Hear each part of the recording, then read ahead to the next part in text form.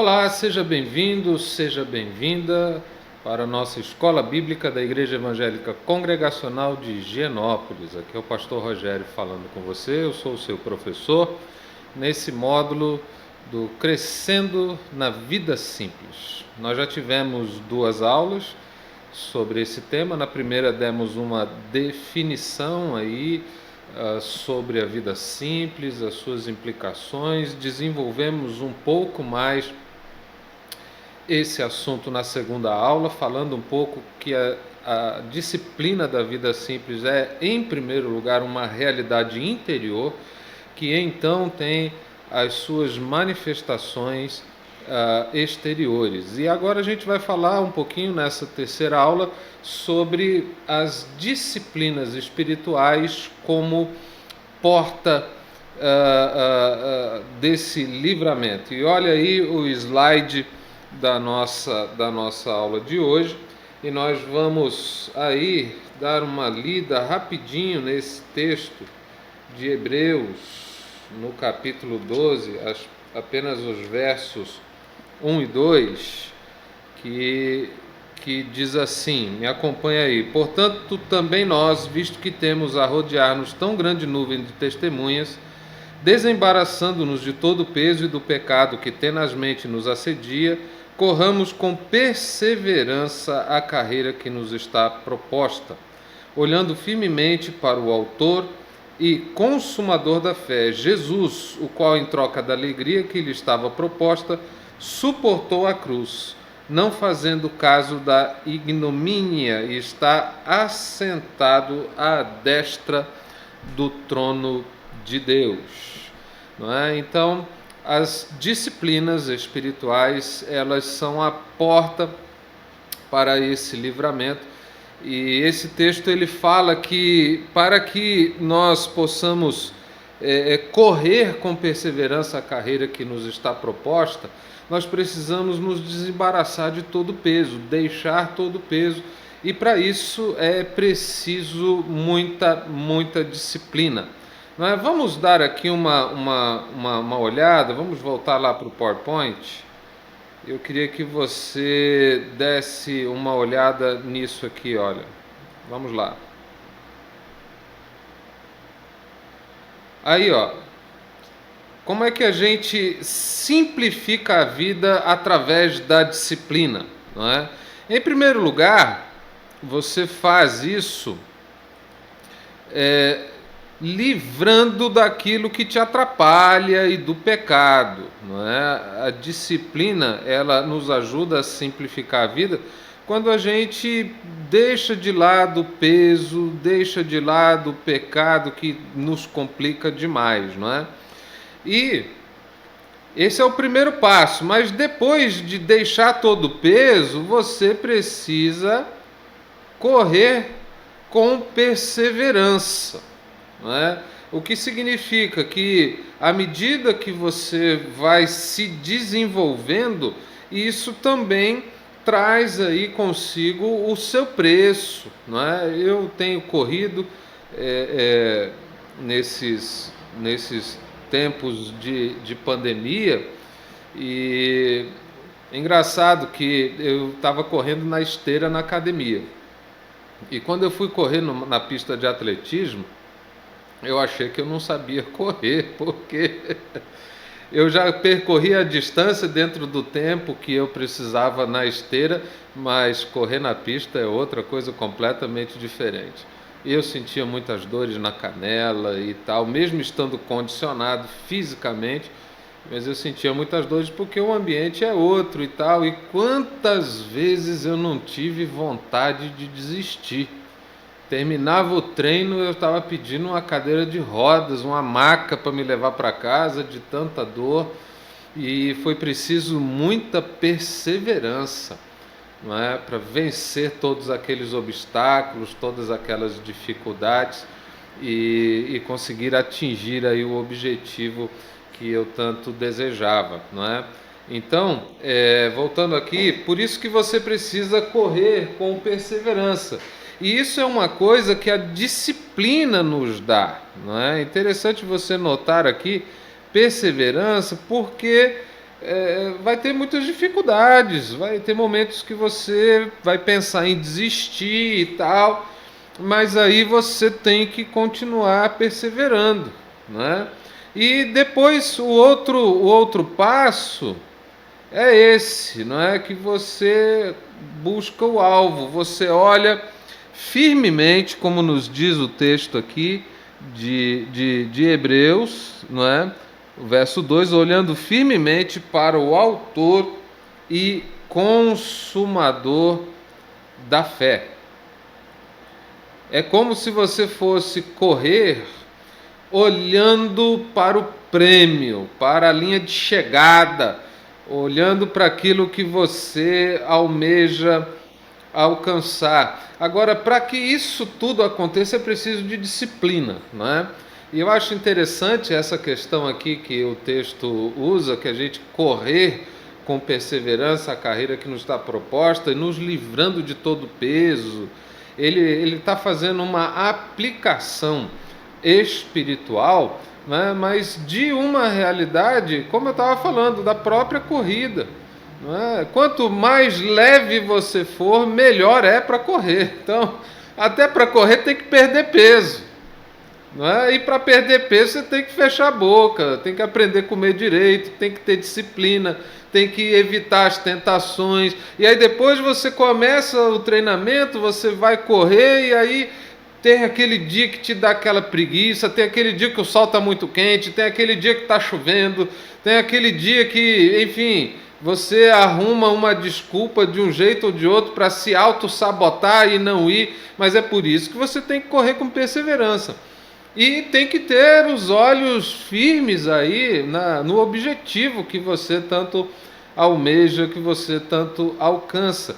E aplicando isso das disciplinas aí, da educação física, do preparo físico, da nutrição e tudo isso, essas mesmas questões também são aplicadas na vida espiritual.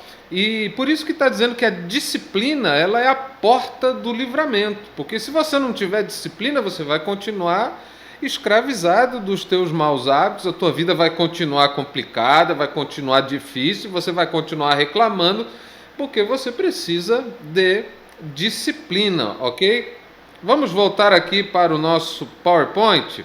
E eu queria que você refletisse aqui agora, tirasse alguns minutinhos para refletir, não é? Olha só essa imagem, olha lá Jesus caminhando sobre as águas, o Pedro veio caminhando com ele, mas de repente o peso do medo puxou o Pedro para baixo, não é?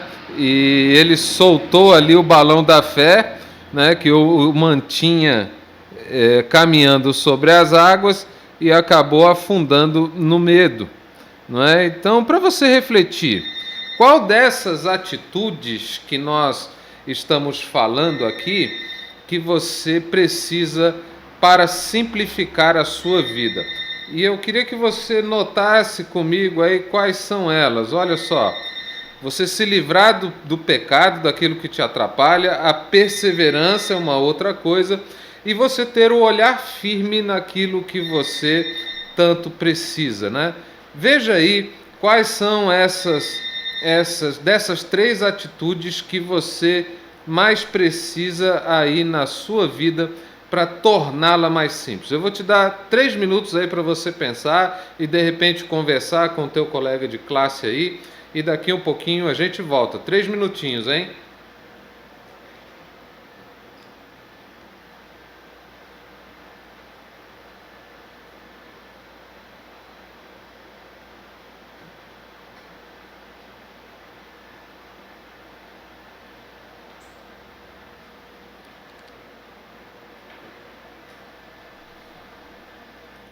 Vamos lá, gente boa, acabou seu tempo, 3 minutinhos, é jogo rápido, é só uma reflexão, né? E eu espero que você tenha aí visto aí o que está faltando para você. Você está precisando se livrar de pecado, está precisando se livrar de complicações?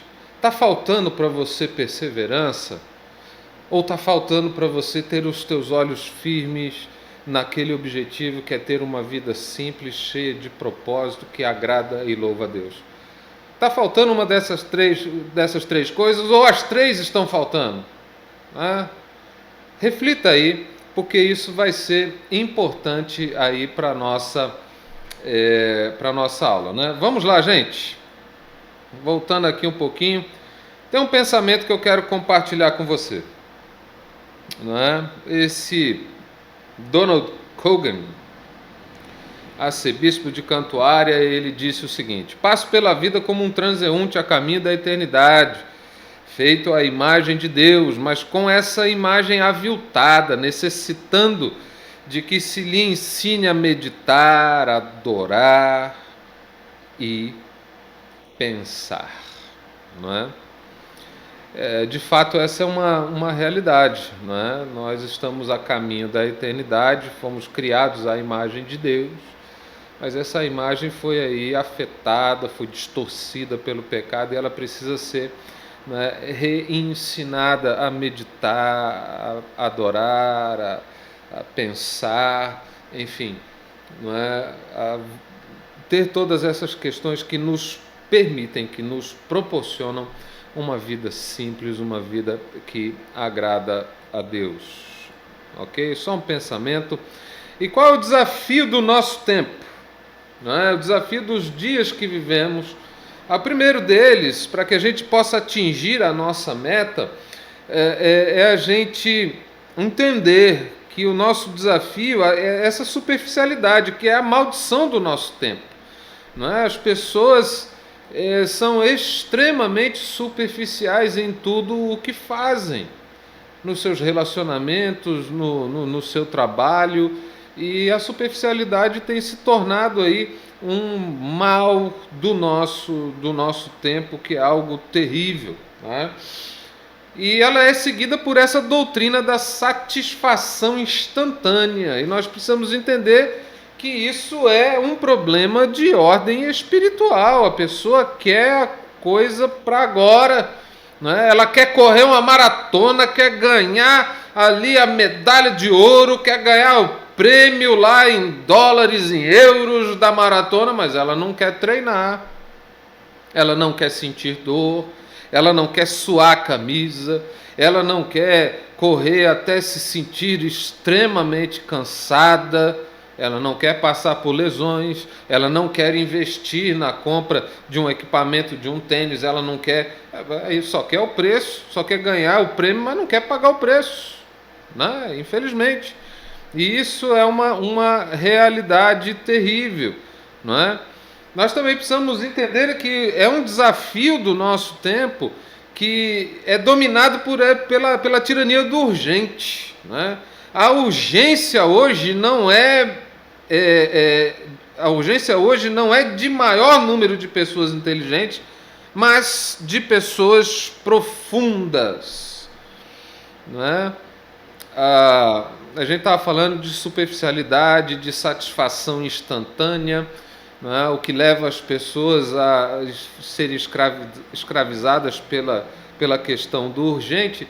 E isso traz um grande desafio para a sociedade, que está precisando de gente profunda e não de gente mais inteligente.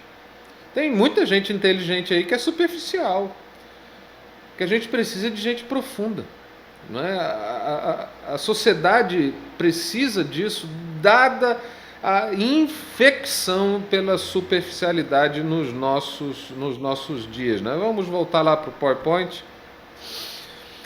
E essas disciplinas espirituais de que estamos falando, a ideia delas é promover e te ajudar na profundidade, não é?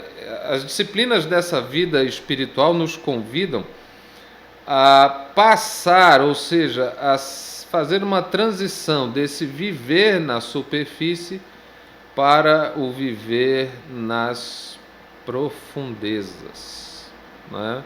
É como essa fotinha aqui. Tem gente que só fica aqui, ó. Só fica ali no rasinho. Mas nós somos chamados para estar aqui, ó, nessa profundidade. E as disciplinas espirituais, elas nos ajudam com isso. E também as disciplinas espirituais nos ajudam a explorar o que a gente chama aí de recônditos do reino espiritual, né? Isso é uma coisa interessante e necessária, porque você sai daqueles chavões, você sai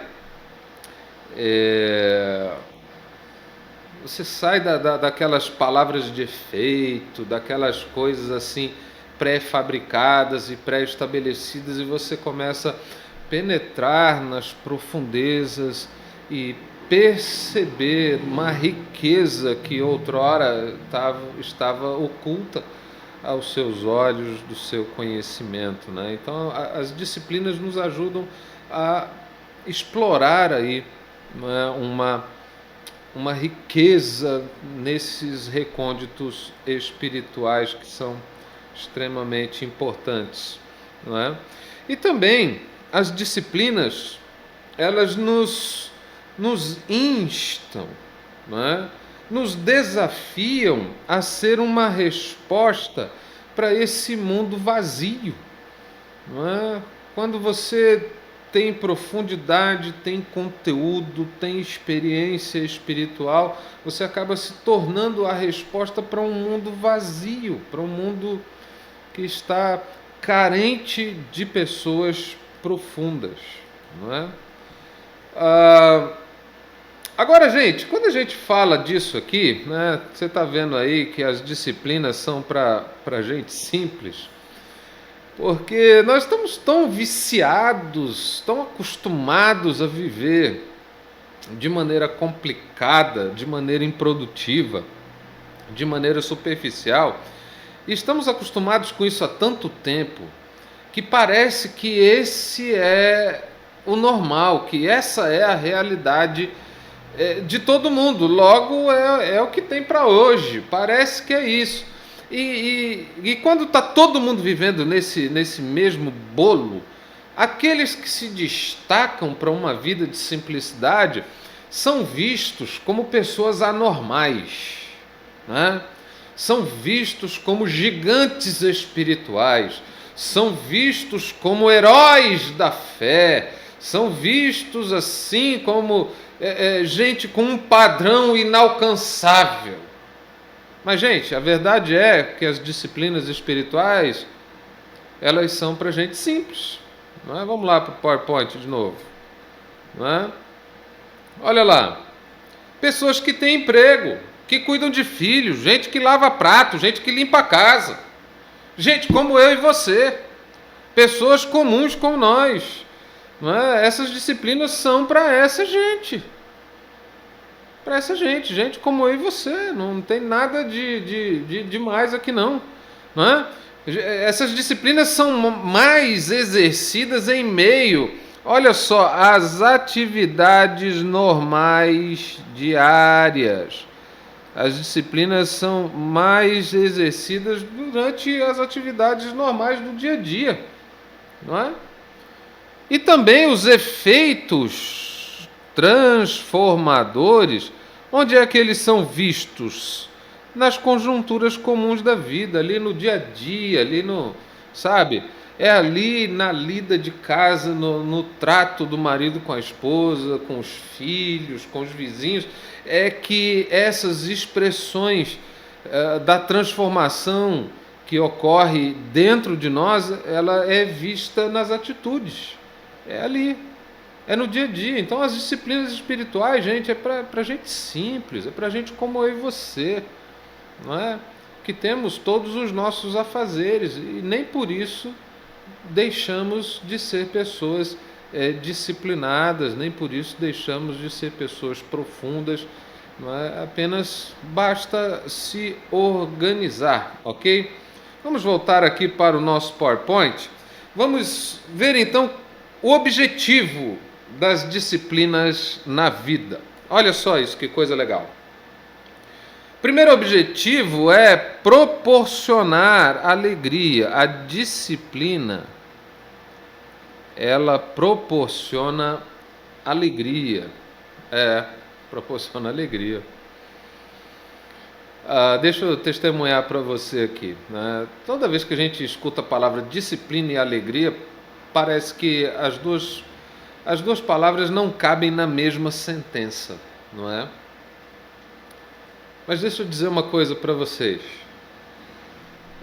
Depois que você é exercitado na disciplina, que num primeiro momento ela parece ser desagradável. Lembra que eu estava falando lá da corrida, quando eu comecei a correr na pista de atletismo? Que incômodo, que dor, que cansaço, meu Deus, que coisa era aquilo.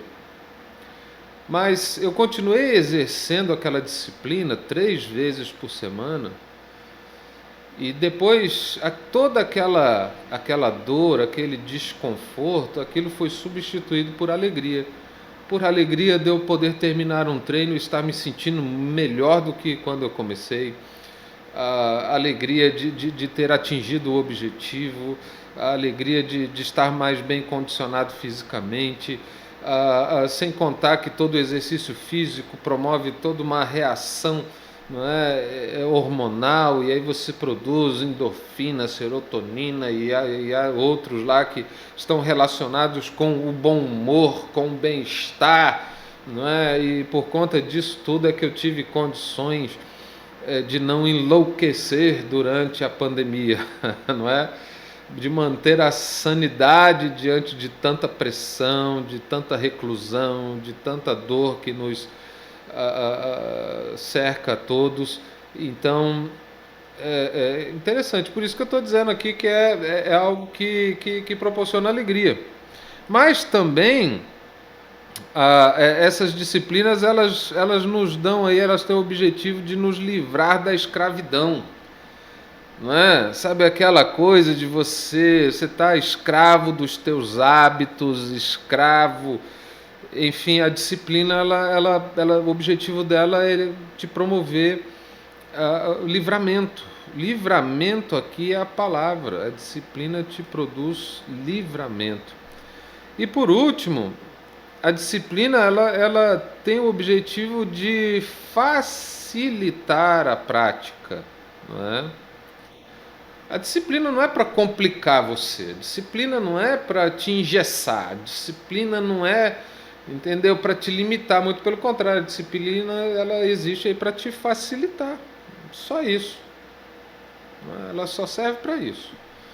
Então esse é o objetivo, né, de você ter aí as disciplinas aplicadas na sua vida. Mas alto lá, nós temos algumas dificuldades a ser superadas, nem tudo é flores, não é? Vamos ver lá quais são as duas dificuldades a serem superadas, não é?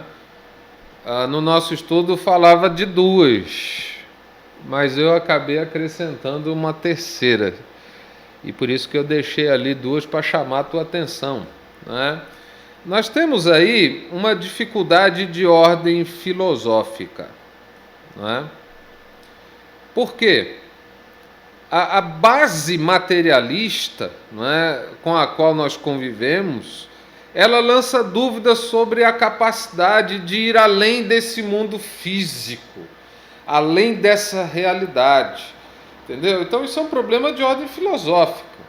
Se as pessoas são extremamente materialistas, elas têm a tendência de ter a dificuldade de enxergar realidades espirituais como uma questão importante para as suas vidas. Elas estão tão presas, tão arraigadas no materialismo, né, nessa questão, que elas têm dúvidas se é de fato possível você adentrar nessa questão espiritual. Eu me lembro de uma série antiga, o Dr. House, você deve ter visto, era um médico e tal, um gênio, mas ele era péssimo com pessoas, né? Ele era um gênio para diagnosticar, para salvar vidas, mas ele era horrível como pessoa, assim, no trato. E aí tinha lá um religioso que estava doente, mas que era alguém que era usado para curar outras pessoas, não é? E ele estava lá nas mãos do House, enfim, assistam esse episódio lá, ele é muito interessante, porque eles até fazem um score, né?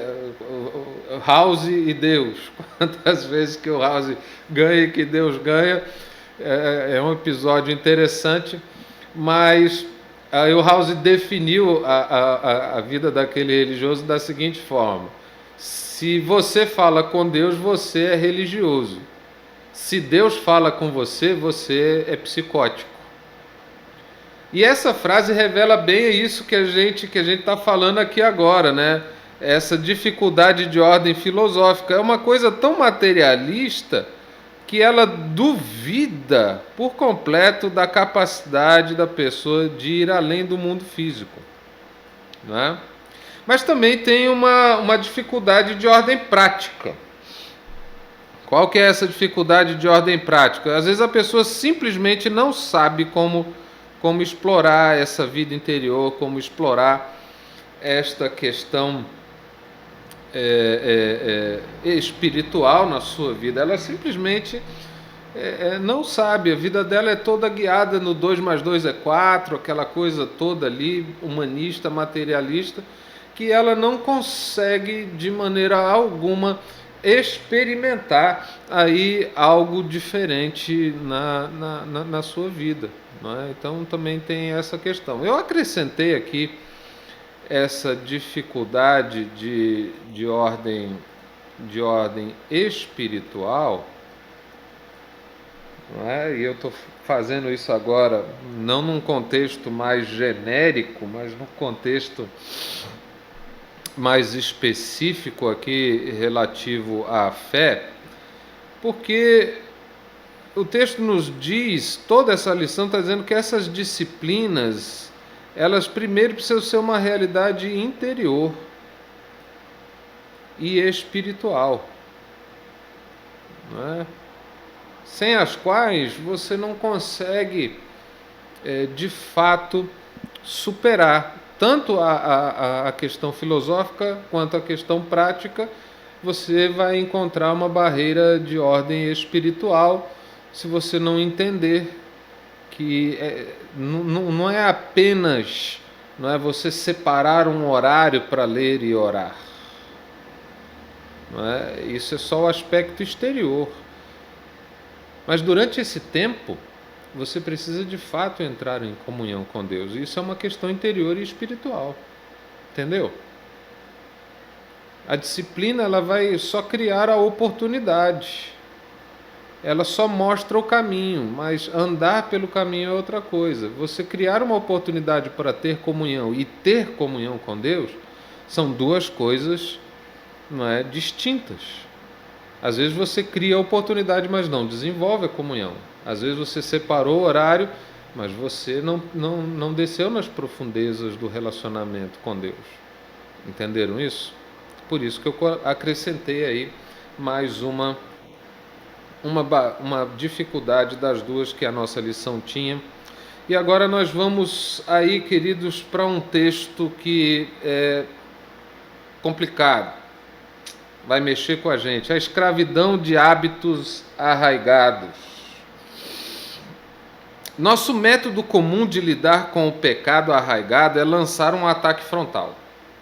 Confiamos em nossa força de vontade e determinação. Qualquer que seja o nosso problema, ira, amargura, glutonaria, orgulho, incontinência sexual, álcool, medo, decidimos nunca mais repeti-lo. Oramos contra ele, lutamos contra ele, dispomos nossa vontade contra ele, tudo porém em vão. E uma vez mais nos encontramos moralmente falidos, ou pior ainda, tão orgulhosos de nossa justiça exterior, que sepulcros caiados é uma descrição leve, carinhosa a respeito da nossa realidade. Preste atenção.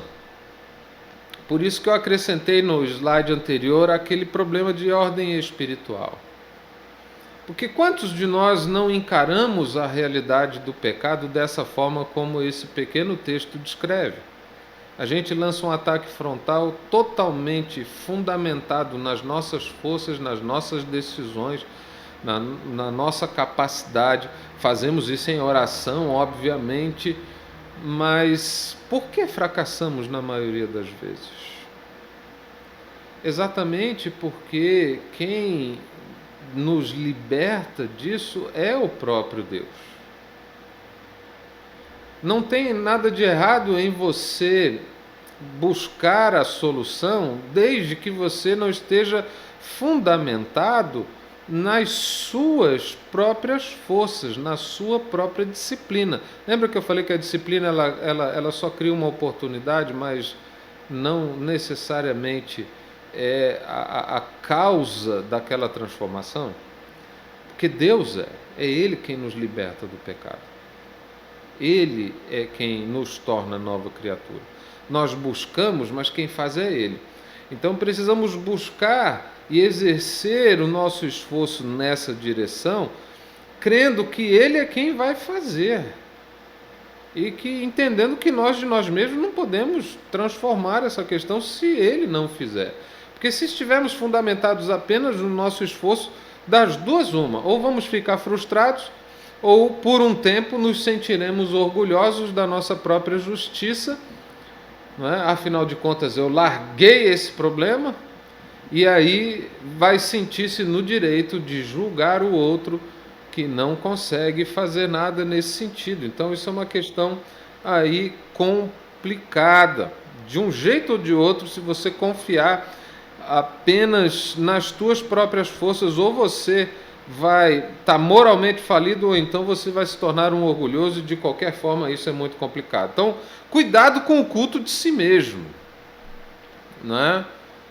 Porque o orgulho leva a isso. As formas exteriores de controle do pecado, na carta aos Colossenses, que diz não manuseis isso, não proves aquilo, é um culto de si mesmo. Cuidado com isso, certo? A ideia de ter êxito e vitória sobre o pecado pela força da vontade apenas é uma característica desse culto de si mesmo, porque você não está dependendo de Deus para isso. E aí não pode dar coisa boa isso, né? Não pode, não tem como dar coisa boa. E por último, o efeito que você acaba obtendo com o empenho de todas as tuas forças é tornar o mal que há em você ainda mais forte, né? Ainda mais forte. Engraçado, né, que o efeito é completamente reverso ao que se desejava de início, né? Então, essa é uma questão aqui para a gente observar. Quando a gente está falando de disciplina, ela é a porta para o livramento, ela não é o livramento. A disciplina aponta para o livramento, mas ela não é o livramento, né? Muito provavelmente, sem a disciplina, você não vai conseguir, mas entenda a disciplina como um meio, não um fim. A disciplina é apenas um meio para te levar a depender, a se aproximar mais de Deus e, por isso, experimentar algo poderoso que vem da parte dele. Correto? Como a gente falou aí, então, as disciplinas espirituais, elas abrem a porta do livramento, né? E aí é o que eu vinha ministrando para vocês ainda há pouco. Essa mudança dentro de nós, ela, presta atenção, ela é obra de Deus e não nossa. É Deus quem opera essa mudança e não a tua força de vontade. Fique muito claro isso, entendeu? Mas devemos evitar, por outro lado, a tentação de achar que não há nada que possamos fazer. Eu queria até que você voltasse comigo aqui agora. Nós estamos afirmando, por um lado, que a obra de mudança dentro de nós é Deus quem faz. E isso é verdade. Mas não estamos afirmando com isso que não há nada que você possa fazer. Afinal de contas, a disciplina, ela abre a porta, ela é um caminho. Então você precisa abrir essa porta, você precisa passar por esse caminho. As disciplinas têm o seu lugar de apontar a direção certa para você. Logo, há sim o que você fazer. Deus está adiante de você com a solução, mas você precisa caminhar até Ele. Quem faz a mudança na sua vida é Ele, mas você precisa ir até Ele. Então a gente não pode cair na tentação de achar que não há nada que a gente pode fazer, até mesmo porque a Bíblia mesmo diz que o que semeia para a sua própria carne, da carne colherá corrupção, mas o que semeia para o Espírito, do Espírito colherá a vida eterna. Então veja só, você tem que decidir em que você vai semear, não é? Se você semear no Espírito, colhe a vida. Se na carne, você vai colher corrupção. É contigo mesmo, não é? Então, o que eu estou querendo dizer para você é que existem duas heresias aí que a gente precisa evitar, não é? Em primeiro lugar, é essa heresia do moralismo, que é a falência moral por esforço próprio para alcançar a justiça. Tem muito moralista dentro de nossas igrejas, muito religioso moralista, isso é uma heresia. Por outro lado, a outra heresia é o antinomianismo. Nossa, que nome, hein? Mas é uma falência moral tanto quanto o moralismo, né? Olha lá, falência moral também. Só que o antinomianismo é pela ausência de esforço para alcançar a justiça. Isso também deve ser evitado, né? Se você confia só no que você faz, então você é um moralista. Se você não faz nada porque você acha que não tem nada para ser feito, que não adianta, então você é um antinomianista. E ambas as coisas são heresia, queridos. Heresia. Não dá para caminhar por aí, porque não é isso que a Bíblia ensina. Capiche? Então vamos continuar aqui. Vamos lá, gente. O caminho da graça disciplinada. Olha só o que nos diz isso. O amor divino entrou em nossa disposição interior e assumiu o controle de nossos padrões e hábitos. Nos momentos desprevenidos, brota do santuário interior de nossa vida um fluxo espontâneo de amor, alegria, paz, longanimidade, bondade, fidelidade, mansidão, domínio próprio, que são características do fruto do Espírito, descrito lá em Gálatas capítulo 5, versos 22 e 23. Então, eu queria que você prestasse atenção nessa frase. Olha só, o amor divino entrou em nossa disposição interior e assumiu o controle de nossos padrões e hábitos.